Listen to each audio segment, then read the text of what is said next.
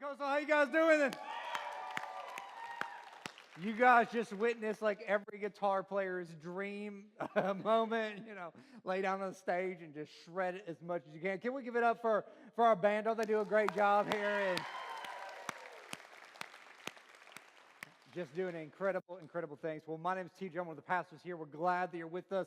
We're in a series called MIXTAPE, talking about love, sex, dating, and marriage, just talking about relationships. And before we kind of dive in today, two things for you guys. First of all, next weekend, everybody say next weekend.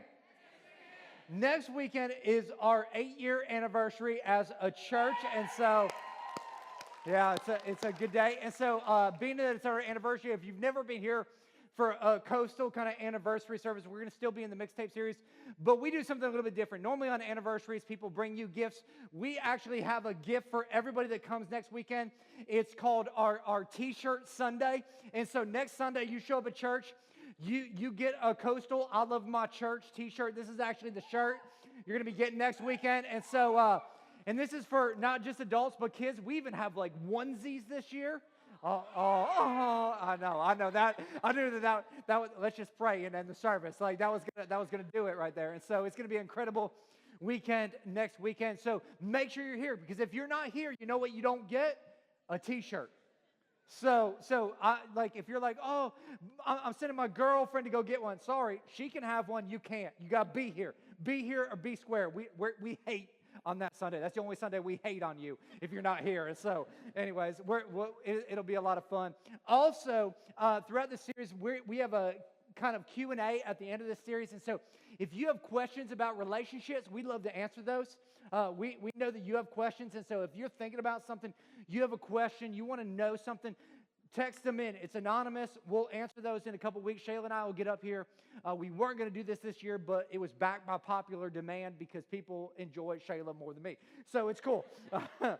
But we started this series called MIXTAPE last week, and we talked about how back in the day, the 80s and 90s were a little bit different. And, we didn't have all this technology going for us.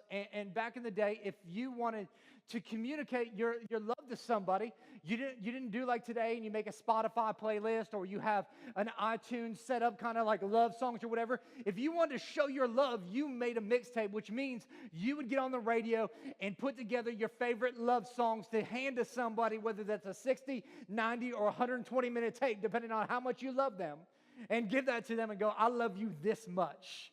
And so back in the day, things were just different. Technology was different. Growing up, kids, when they were bored, parents didn't have cell phones to give them. They didn't have iPads or computers. Back in the day, if you were bored, what did your parents give you? They gave you an Etch-a-Sketch. Anybody remember some Etch-a-Sketches from back in the day? Little drawing things. How many of you all were good at Etch-a-Sketch? How many of you guys, raise your hands. A couple of you, nerd. I'm sorry. Had nothing better to do than to play on the Etch-a-Sketch. How many of you guys weren't good at the Etch-a-Sketch? Go ahead and raise your hands. My hand's up. So what'd you do? When somebody had a good Etch-a-Sketch, they'd be like, oh, check this out. Oh, that's beautiful. You jack their Etch-a-Sketch up. If you don't know what that motion is, go get an Etch-a-Sketch. You'll find out really quick. But things were different back in the day. Growing up in school, we didn't have all this technology. We didn't have projectors. We didn't have speakers. But you knew that it was going to be a good day in class when you walked into class and saw this on the teacher's desk. You knew that it was movie day. You're going to learn something from Fat Albert that day. Hey, he's going to teach you something. It's going to be awesome. It's going to be fantastic. It's going to be a great day. Life was a little bit more dangerous as a kid. You went to McDonald's to play on the playground. McDonald's playgrounds weren't safe like they are today. They used to have stuff like this, like all metal brackets. They just lock your kid in a hamburger. There's no net underneath there. That kid falls out, he's breaking something. Weren't about safety back in the day. In fact, your parents could care less about you. When you go on a road trip, when you're going traveling somewhere, this is what most of us rode in and where we rode in. Right there, the back of the station wagon. They had that jump seat they put up and be like, get in the back, kids. And there's no seat belts back there. We didn't care. Hey, if somebody's going to hit us, let us yell, right? You need some air conditioning back there? Roll down your window. Kids today, they have no idea what roll down your window means. They're like, press a button. No, we had to physically roll down the window. It was tough. It's tough. But luckily, you could always count on during the summer going to the park and playing on something like this, though. You guys remember that? Look at that. Parents are looking at that. They're like, there's no guardrails. Exactly. No guardrails. Metal slide, no parameters to it. You know what was the worst thing about that slide is when it was summer, not only was it fun sliding down, but you got third-degree burns while going down. You're like, as soon as you go down, you're like, let's do it again, and it's just different back in the day. Just different. And I started thinking about, like, how in the world did we survive growing up in the 80s and 90s? And then it hit me. Here's why. These guys. Flintstone vitamins. Fred and Barney. Mama would be like, take your vitamins. You'd be like, I already ate 7. All they were was a whole bunch of sugar and a little vitamin C, but you were eating your vitamins. Man, it was hard back in the day. How many of you guys had allowances growing up? How many of you guys got an allowance from your parents? A couple of you? Yeah, I went to my parents and I asked them for an allowance, and this is what my dad told me. It's hard. He says, I'll give you an allowance. I allow you to live here. I allow you to have some food tonight. That's your allowance. Like, they were tough on us as kids. Like, back in the day, we didn't work as a kid. If you were bored, your parents put you to work. Today, if you're bored, what do? They give you a fidget spinner, right? Oh, here, entertain yourself. If I would have been on board, in fact, I found out my dad did give me a fidget spinner at the age of 10. Maybe you've seen one before. He's like, go fidget spinner those weeds out there, boy. It's like, what's up with that? Some of y'all got a fidget spinner too. Like, some of you guys still have a fidget. I can't get rid of this thing. I'm bored. Go take care of the weeds. Things were different. We didn't, if you want to build relationships, it's not like today. You just can't text somebody and start a conversation. Back in the day, you want to get to know somebody, you couldn't stalk them on Facebook. Couldn't stalk them on Twitter. You couldn't know what they like by looking at their Instagram pictures. Back in the day, we had to have this thing called game. If you wanted to get to know somebody. Anybody remember game? Anybody remember having some game back in the day? Kids today, they don't know about game. They're missing out on it. But back in the day, we had to learn about game. And hopefully, middle school, you were terrible. You had no game whatsoever. You couldn't talk to anybody. High school, hopefully, you could at least have a conversation. But you started learning about love in elementary school, didn't you? That's when you had your first love. That's when you first started falling in love. You were working on your game. And I found some kids this week that were working on their game, writing some notes. In fact, one kid wrote this. He says, I love you very much. I like you as much as cake. I love you more than anything in the world, except cake, of course. But it's like, man, that girl's sweet. She's like, cake. He's working on his game. This next kid said, I'm sorry that I've been chasing you outside. If you will start to like me, I will not chase you. Simple enough. Listen, you start liking me, I won't have to chase you any longer. God's still working that one right now. Chasing some girls. How about this one?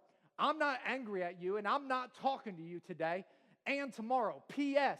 all day. P.S.S. I still love you. So he's leaving options open. Like, today and tomorrow don't work out. There's always Thursday, But my ultimate favorite is this last kid. This is what he wrote. I love you with all of my butt. I would say heart, but my butt's bigger.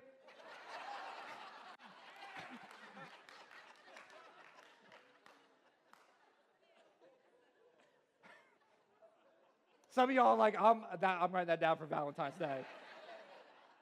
Tracing out my butt. Man.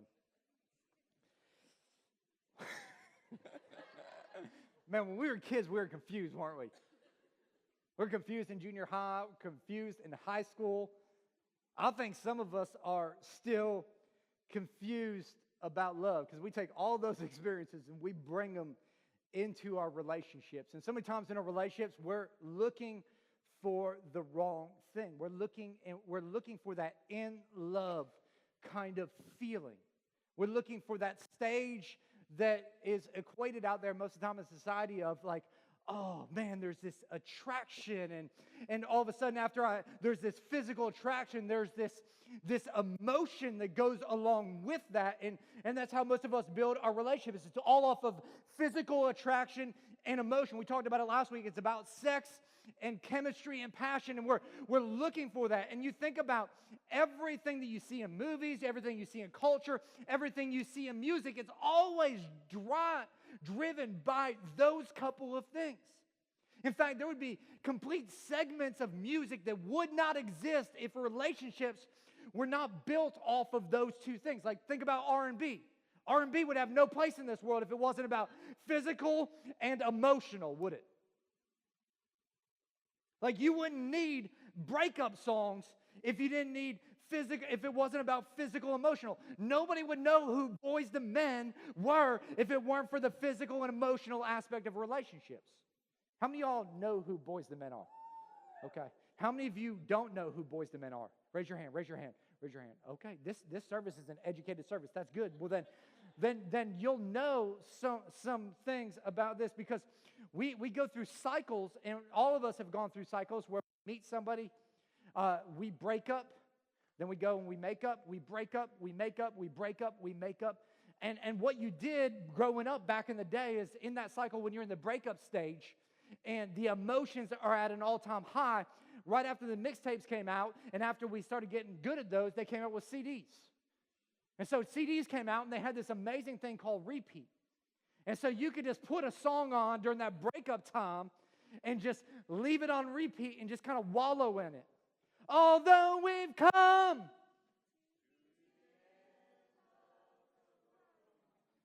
still, it's, woo, I belong to you, woo. Yeah, we got it, right? That's how we lived. Or we'd go to a different Boys to Men song. We don't even talk anymore. You about. Yeah, some people know that. Don't even say I love you no more. Saying how I feel is no longer allowed. Some people will work things out, and some just don't know how to change. You got to get that falsetto. It's not wait till the water runs dry. You know what I'm saying? So make sure it's. The problem is in relationships, we look for the wrong thing. And last week we talked about it. Man, we build this idea, if I can just find the right person. And we've been tearing down this right person myth. And the reason we got to tear that down is because we've got to understand that we've got to get a vision for our relationships. We've got to get a vision for our lives. And the greatest place that we can get a vision for our lives is from God. In fact, in Proverbs chapter 29, verse 18, it says this: where there is no vision from God, the people run wild. But those who adhere to God's instructions know genuine happiness. And this is what I think. I think that every single one of us, we're looking for genuine happiness in our relationships. We're looking like, that's the kind of relationship I want to have. That's the kind of relationship I want to experience. But the only way that I'm going to experience that is if I know the vision from God. And a lot of us, instead of getting a vision for our lives from God, we're getting a vision for our lives, and we're getting a blueprint from our lives from somewhere else.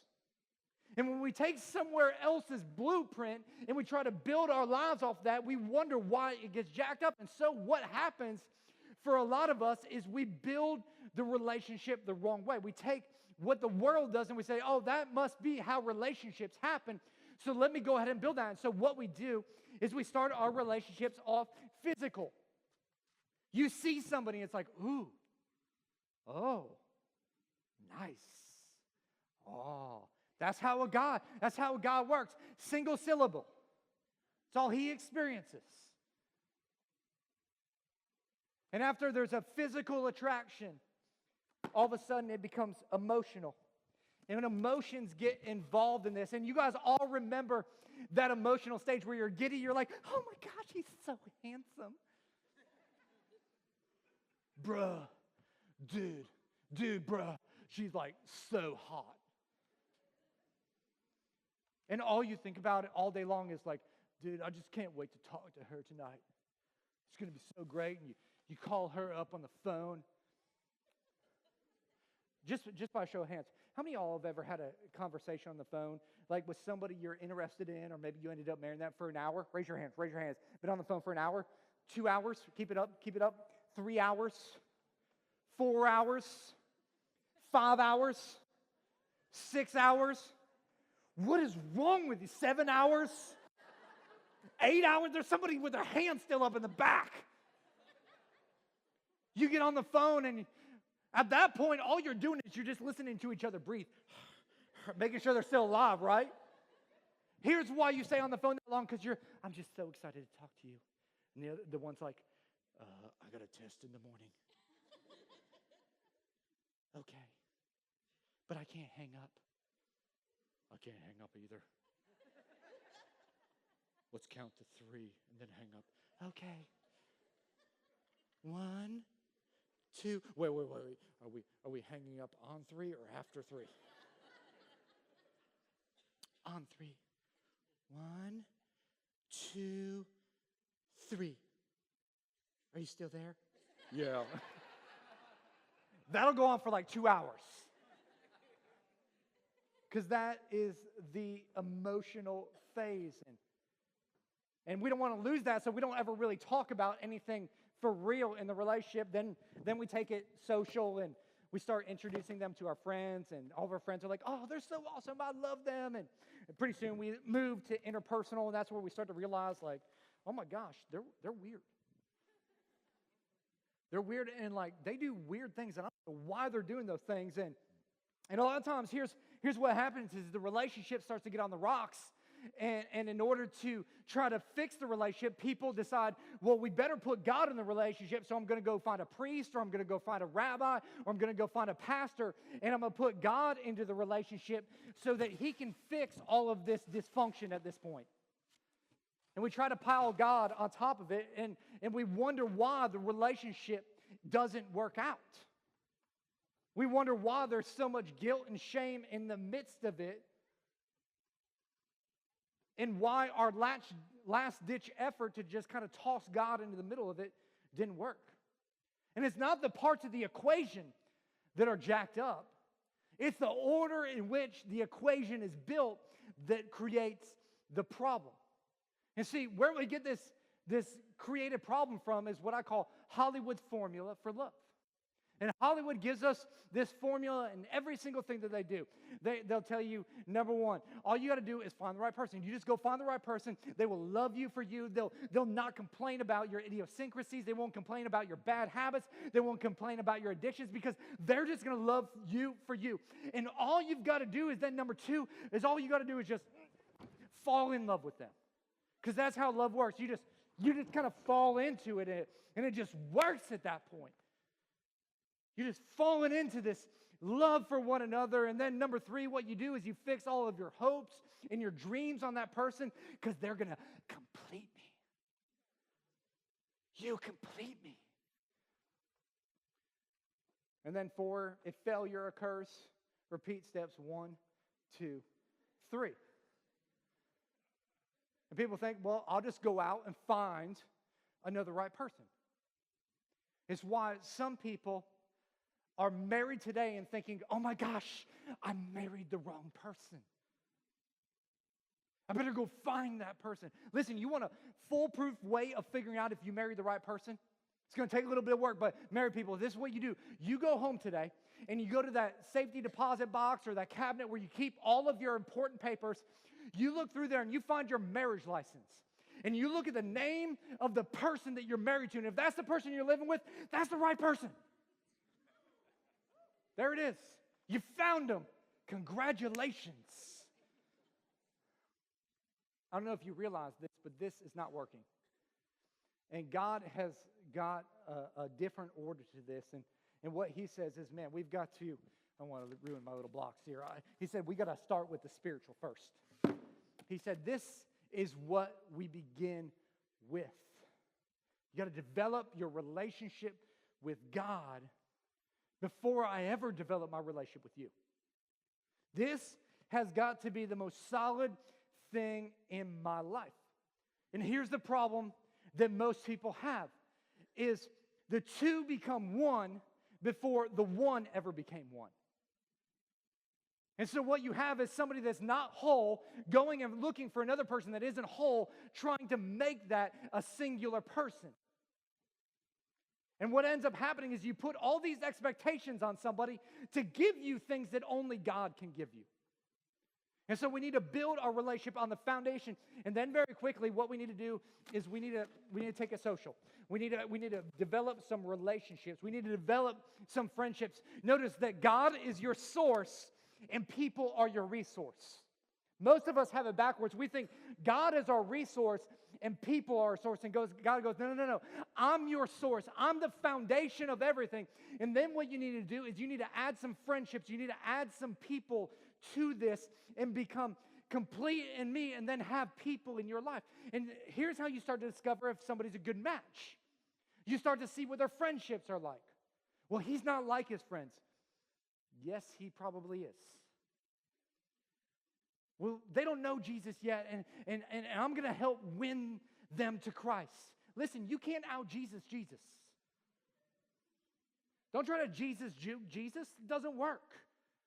Stop missionary dating.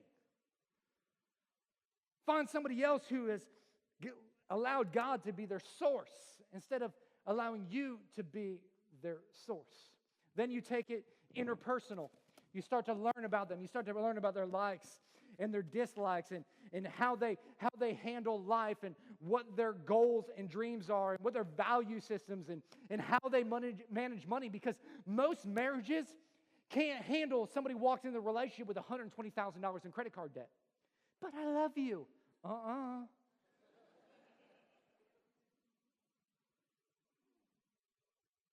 Just can't do it. See, and what's interesting is if you notice right here, at this point, you're keeping your emotions and physicality at bay. They have not been added to the equation. And what this does is this sets you up in life so that you're not going to, if you find something wrong in the relational world, you find out that, man, that we're not very connected skill-wise and where we want to go and hopes and dreams together, you can walk away from that relationship with very little damage to yourself. Because if all of this falls apart, notice what is bigger than everything. Jesus. And when everything crumbles, he can handle it all. And when you do it this way, then as you're developing a healthy relationship, you add emotions into it and you get engaged. And after you get married, you get winky face. And that part of marriage is awesome. Then it becomes physical. I have couples come to me all the time and say, Pastor DJ, man, we're going to get married. And I'll go, why are you getting married? Because we're so in love. And I'll be like, that's stupid. Notice the nervous laughter. Because they're like, that's me. Because they think that love is going to be enough. But love doesn't determine compatibility. Love doesn't determine long-term goals. I mean, do you like them when their hair's messed up? Have you seen them without their makeup on? Might be a totally different person. This is South Florida. Anyways. Ephesians chapter 5 gives us some insight. It says this, it lays a great foundation. Ephesians 5 verses 1 and 2. Therefore be imitators of God as beloved children and walk in love, just as Christ also loved you and gave himself up for us, an offering and a sacrifice to God as a fragrant aroma. Now, the context of Ephesians is amazing. Chapters 1 through 3 is all about you and your personal relationship with Jesus and understanding that God loves you and that you're complete in him and that through his death, burial, and resurrection that you have got this amazing, amazing inheritance and that you're redeemed from your past, so your past doesn't matter and you've got a future in God. And then it starts to kind of change it up and say, like, but how do you interact with other people? Now that you're complete in Christ, now that this is the foundation, where do you go from here? And so God kind of gives us a prescription for relationships that's a little bit different than Hollywood's. And so number one, if you're taking notes, we need to stop looking for the right one and start becoming the right one. Stop looking for the right one and start becoming the right one. Because what a lot of us have done is we've gone out on social media and we've created a persona of ourselves that isn't really us. And God says the thing that you need to do is you need to figure out who you are in Christ. Who do I say you are? And then what you need to do is you need to start to imitate Jesus in your life. You need to walk like him. You need to talk like him. You need to love like him. You need to serve like him. You need to start to imitate who he is. Because if you don't become like Christ, all of your relationships will be based on who somebody else is rather than who Christ is in your life. Then you'll walk into a relationship, and that relationship will become a codependent relationship instead of an interdependent relationship, and you'll be expecting them to do things for you that only a holy God can give you in your life. You'll go, why aren't you pleasing me? Why aren't you making me happy? Because they're incapable of giving you something that can only be given to you by Jesus Christ. Listen, if you don't get this right, you will go on a search that will hurt your life so bad. And I call it the search for significance. And what will happen is because you haven't found your significance right here, you'll start going and searching for somebody else to give you significance, worth, and value. It's why a 45-year-old woman will leave her husband and 2 children and go off and hook up with a guy because he said she was pretty, and she hasn't heard that in 20 years because she hasn't found her significance in Jesus. And that guy's given her significance for the first time. It's like, there it is, that's what I've been looking for, and will leave everything and run after it.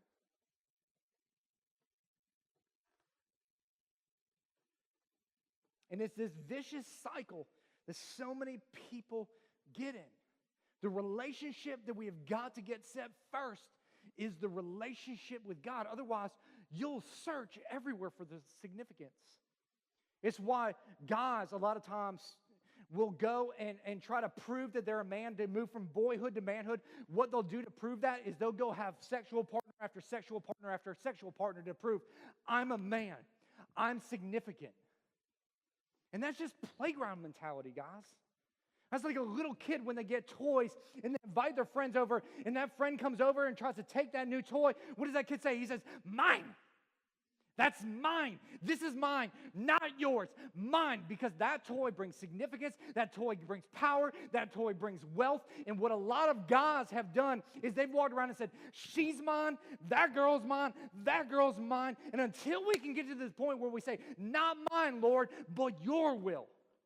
Not my way, but your way. We will consistently search for significance in life through other people. Ephesians 2, verses 4 through 7 says, but God, being rich in mercy and because of his great love with which he loved us, even when we were dead in our transgressions, made us alive together with Christ. By grace you have been saved and raised us up with him and seated us with him in the heavenly places in Christ Jesus, so that in the ages to come he might show the surpassing riches of his grace and kindness towards us in Christ Jesus. See, we need to realize that we are purchased with a price, and it was by grace that we've been saved. And we need to realize that our value isn't going to come in other people. It's already been placed by the sacrifice of Jesus Christ. And every day we need to wake up and say, Christ is my value. He bought me with a price, and I'm going to stop looking for somebody to complete me, and I'm going to find my wholeness and my worth in Jesus and Jesus alone. Then number 2, instead of falling in love, we need to walk in love. What Ephesians 5 tells us is it tells us to walk in love. This isn't a stroll on the beach.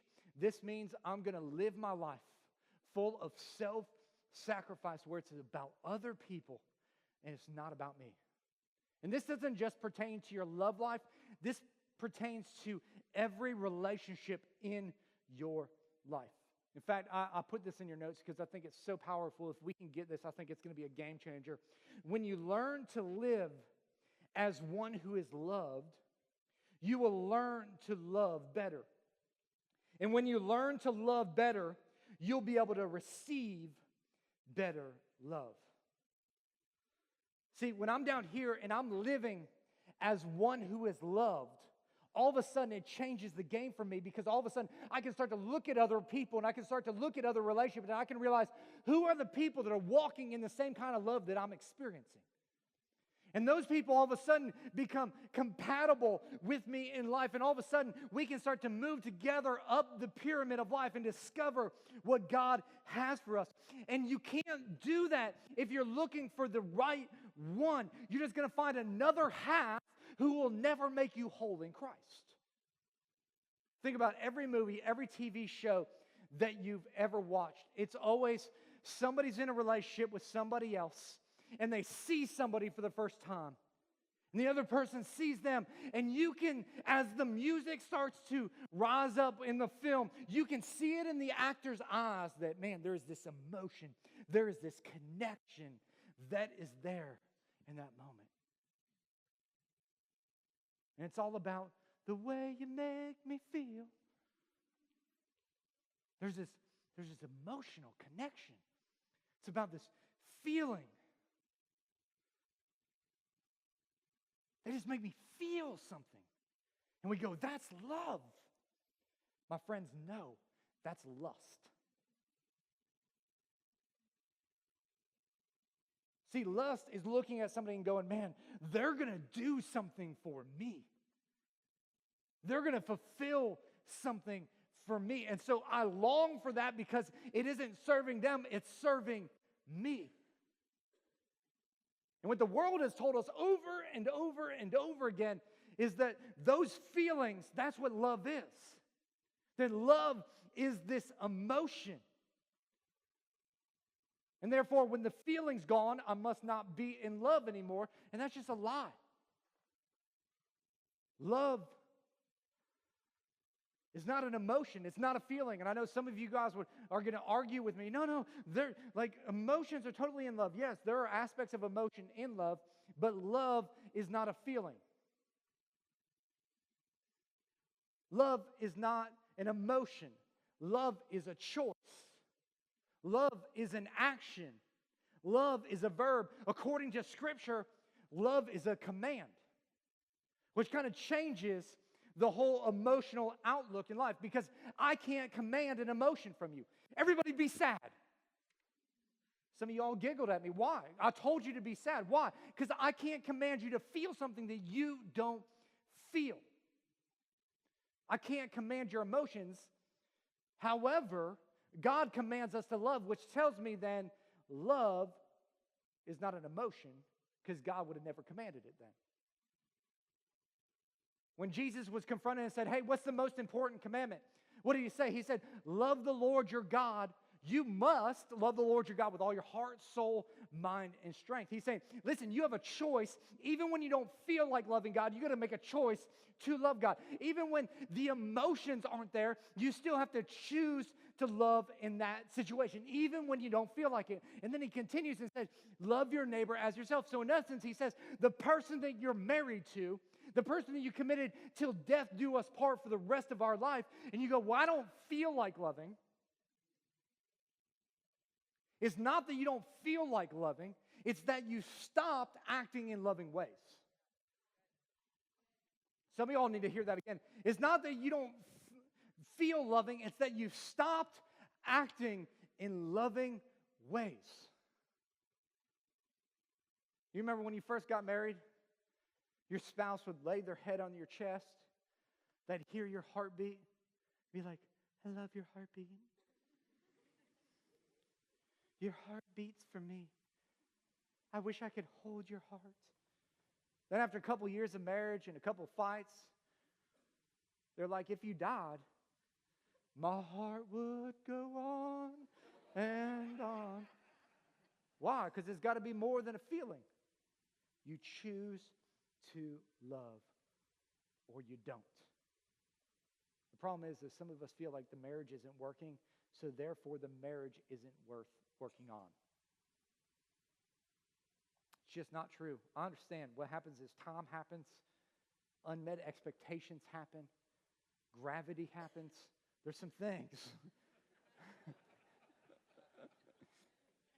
Maybe not that last part, but anyways. We've stopped loving and we've started living for ourselves. Which brings us to number 3. Instead of fixing your hopes and dreams on another person, fix your hope on God and seek to please Him through your relationship. Unfortunately, no person can come through for you all the time. Why? Because people will fail you. People aren't perfect. They're going to let you down. And listen, if you set your affections and your hopes and your dreams on people, it's always going to come crumbling down. But if we'll set our hopes and our dreams and our affection on an unchanging and unfailing God, He will never let our lives fall apart. When you realize that even when people fail me, God never will, that changes the game. And then number 4, if failure occurs, repeat steps 1, 2, and 3. Notice both have an option for failure. The reason why is because relationships are hard, but the steps are completely different. Notice Hollywood's plan is if it fails, go back and find another right one. God's plan is if it fails, go back and start becoming the right one. Hollywood's plan says just go and fall in love with somebody else. And God's plan says, no. Instead of falling in love with somebody else, why don't you start to go and learn how to walk in love again and start to act in loving ways? Hollywood tells us, find your soulmate and put all of your hope and your trust and your faith in them. And God says, no. Put your hope and your faith and your trust in Jesus. You notice how different they are? Hollywood is put all the hope in you. And God says, put all the hope in me. And when you put the hope in me, that's the best foundation you could possibly do.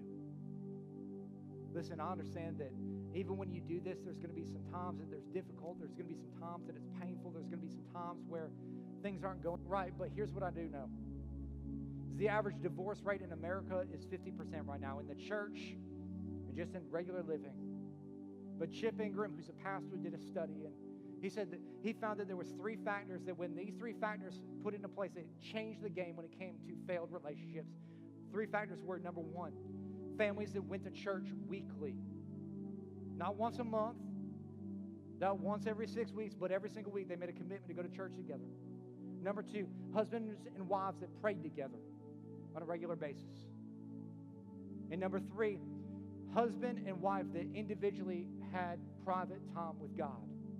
He said when those 3 factors were in play, in other words, when they were focused on becoming the right person, divorce rates went down to the single digits.